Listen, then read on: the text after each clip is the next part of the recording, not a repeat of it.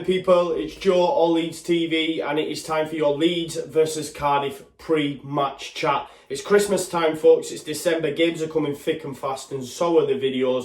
I hope you're enjoying them from me and the rest of the team, and please show the love by smashing a like on this video before we get started. Share, subscribe, and all that jazz. So, a little bit of news to begin with. Of course, you will have seen it that the duo of Jack Harrison and Marcelo Bielsa are both up for November accolades.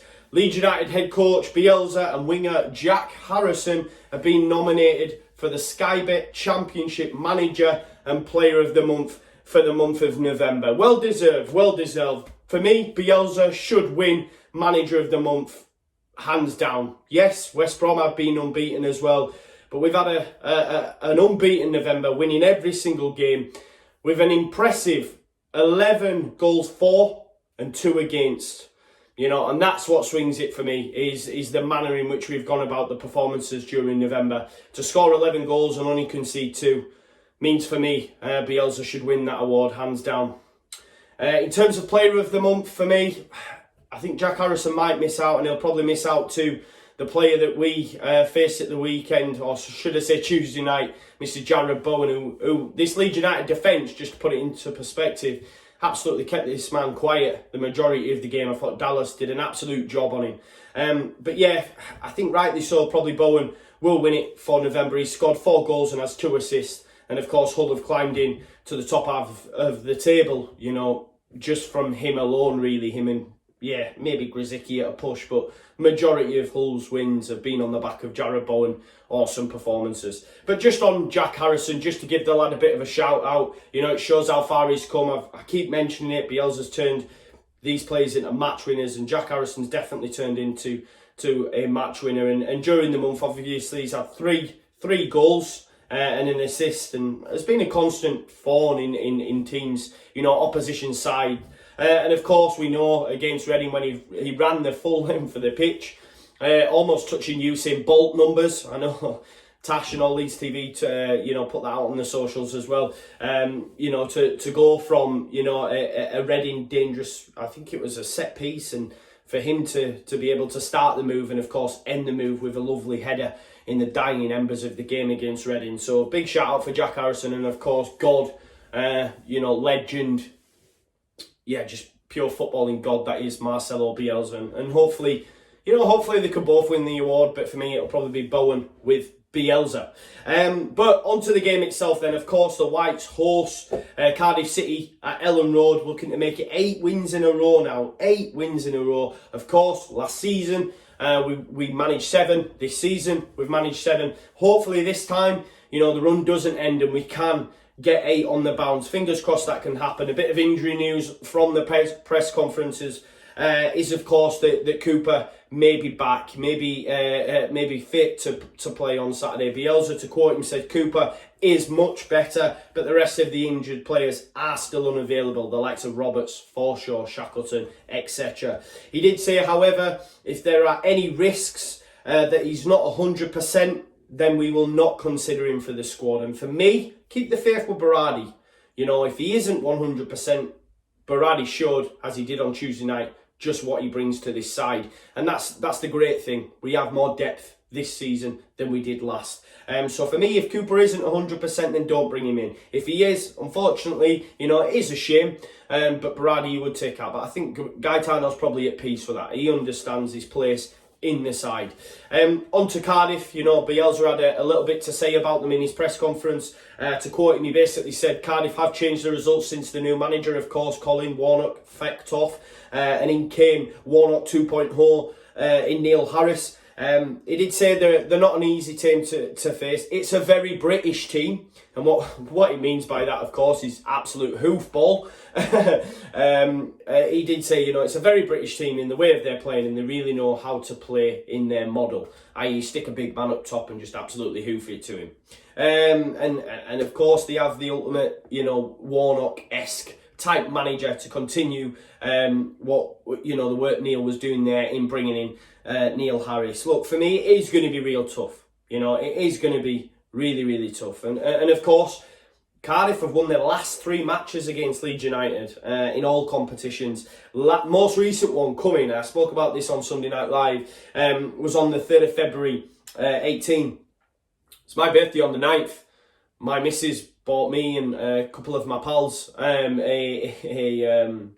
hospitality, went to the game, and we got absolutely peppered 4-1. So it wasn't a great experience for me. I was speaking about it before when I went for my mate's birthday who I go with for Sheffield United, and we got battered like 3 or 4-1. So this game is long in the memory, the birthday game against Cardiff where we got battered 4-1. So we owe them one for that. They owe them one for that for my birthday, 1988 as well.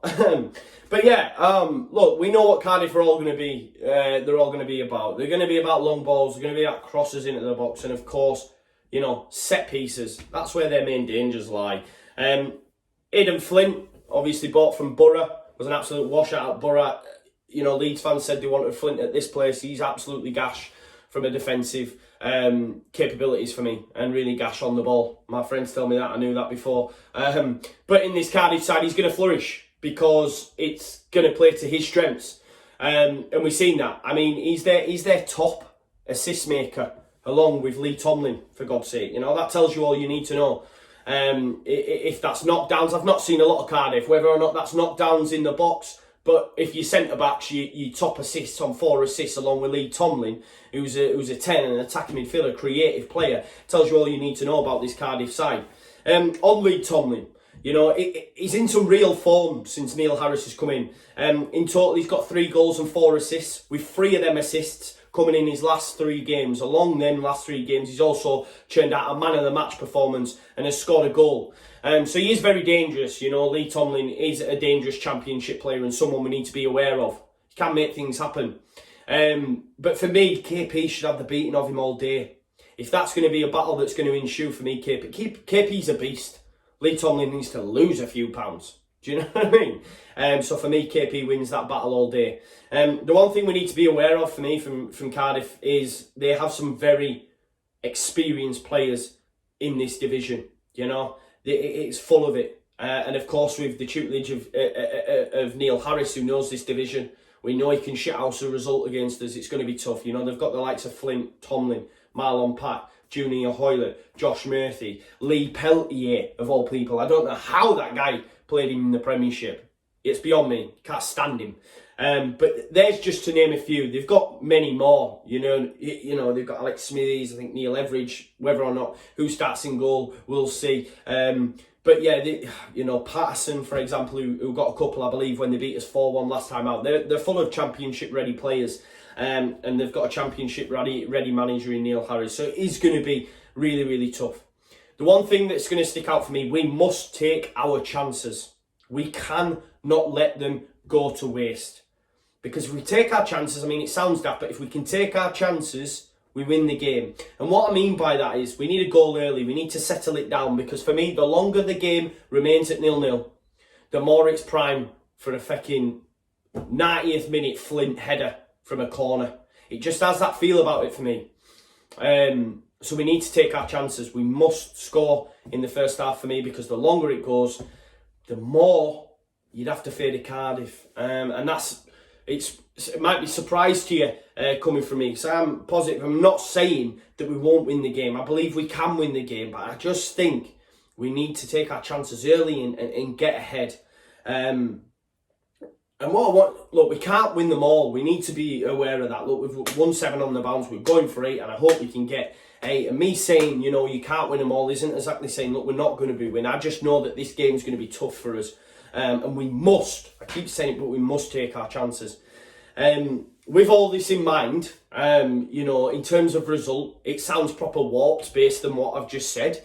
But I fancy us to take our chances. And I'm going to make a bold prediction. I'm going to say Leeds United win the game 3-0. I've had a bit of a feeling. My predictions have been right the last few games. My brother keeps telling me, because he keeps winning money off it. I don't really like to gamble all that much. I put an odd quid on first goal scorer and result when I'm at Ellen Road. But I don't really like to get involved in the ACCAs because it can get a bit crazy. I've got that type of personality where I just like run away with us. But yeah, so I try not to gamble. But recently, results have been okay. for me, prediction-wise. And I've just got a little feeling in the water that we will take our chances and we will win the game. And I'm going to go for 3-0. Okay? I might end up with egg on my face after what I've just said, because I do think it's going to be tough. We just need to take our chances and score early. I'm rambling now, so I'll stop. But you get my point, yeah? We must take our chances, because if the longer it remains at 0-0, the more it favours Cardiff City. But yeah, that's it from me, guys. Hopefully I will be able to give you a post-match. I am heading out to Portugal for the weekend later on tomorrow. So I might not be able to get a game. I might not be able to watch it, you know. So therefore I won't do a post-match. But if I do, you will get a post-match. And if not, I will see you all for Sunday Night Live anyway. I'll be back.